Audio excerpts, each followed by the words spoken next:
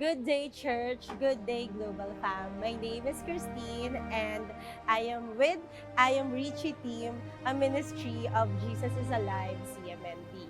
Today, we are here at Barangay Hall in St. Jude, Balinta, in Valenzuela.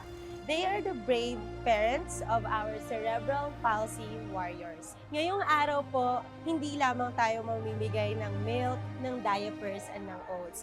But this day is all about extending the love of Jesus, the hope that's coming from our Lord, and to remind each parent that they are seen, they are valued, and not alone.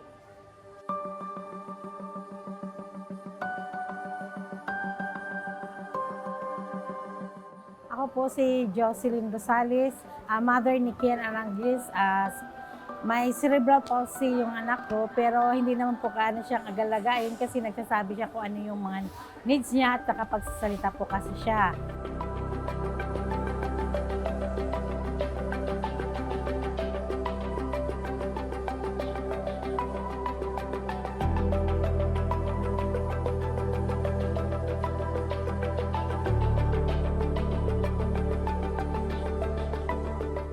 Ako po ay nagpapasalamat na kami po ay inyong tinulungan.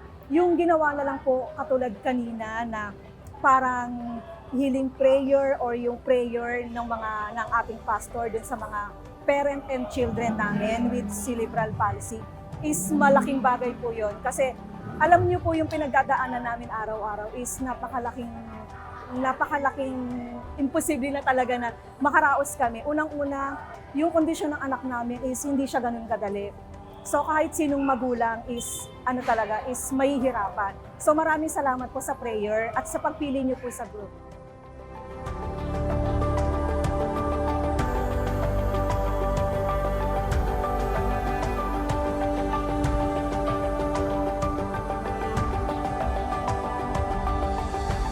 Mula po sa aming lahat po dito, kami po ay lubos nagpapasalamat sa inyo. Maraming salamat po sa lahat ng binigay nyo. More power po sa inyo. God bless po. Sa Jesus is Alive, ay ang Reaching Ministry ng Kamanabag. Malaking bagay po yung naitulong ng inyong ministry sa aming grupo dahil hindi nyo lang po alam kung ano po yung pinagdadaanan ng bawat member namin.